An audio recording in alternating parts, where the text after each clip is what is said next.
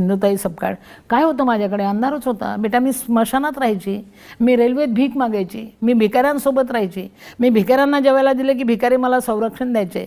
म्हणून एक लक्षात ठेवा बेटा, भिकारीण 20 वर्षाची, मी आता 70 वर्षाची, जगू शकते, हजारो लेकरांची माय होऊ शकते, 282 जावाई, 49 सुनांची सासू, 250 गाईची आई, 750 पुरस्काराची मानकरी, 4 राष्ट्रपती सन्मानित सिंधुताई सपकाळ जिंदाबाद.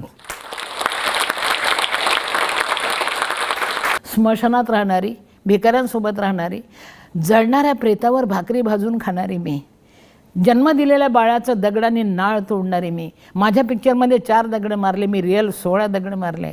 16व्या दगडाने बाळाचं नाळ तोडताना एकच विचार केला की सिंधुताई सपकाळ अशी वेळ कोणावर येऊ नये, आली तर तिच्यासोबत तू असली पाहिजे. तुला भूक लागली ना, दुसऱ्यांच्या भुकेपर्यंत पोच, तुझी भूक कमी होईल. म्हणून एक लक्षात ठेवा बेटा, खंत बाळगू नका, जगायला शिका. जब उसी ने मेरे कब्र पर आके मुस्कुरा दिया, कोई बात नहीं.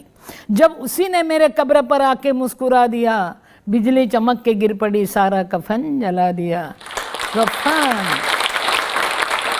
कफन जळू द्या रे, तुम्ही दफन होऊ नका. मी 22 देशात जाऊन आले, वाटले नव्हतं कधी एवढी मोठी मी होईल. अरे 9वारीतली बाई 22 देशात जाते आणि गाजवते सगळे.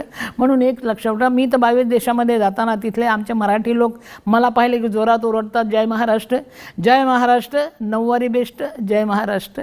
9वारी इतिहास घडवते बेटा. म्हणून एक लक्षात ठेवा, शिका, पुढे जा, मागवून पहा. देहप्रदर्शन करणं म्हणजे शिकणं नाही आणि जगणं पण नाही बेटा. उद्याच्या दिशेचा शोध म्हणजे आपण का जगतो, कशासाठी जगतो, का म्हणून जगतो याचा शोध घ्या. दुःखाने कोसळून जाऊ नका, आनंदाने जगायला शिका. म्हणून आज मी पण इथे आलेली आहे. सुरेश भट आमच्या एका ठिकाणी म्हणतात की जन्मलो तेव्हाच नेत्री आसवे घेऊन आलो. दुःख व्यक्त करत बसू नका, पचवायला शिका. जन्मलो तेव्हाच नेत्री आसवे घेऊन आलो, दे तुझी आकाशगंगा बोल मी केव्हा म्हणालो. घेतला मी श्वास जेव्हा कंठ होता कापलेला, पोळलेला प्राण माझा बोलण्याआधीच गेला. जीवनाची प्रेतयात्रा थांबली जेव्हा स्मशानी, घेतला काढून खांदा ओळखीच्या माणसाने. ओळखीचे माणसं खांद्या काढून जातात याची आपल्याकडे नोंद असली पाहिजे.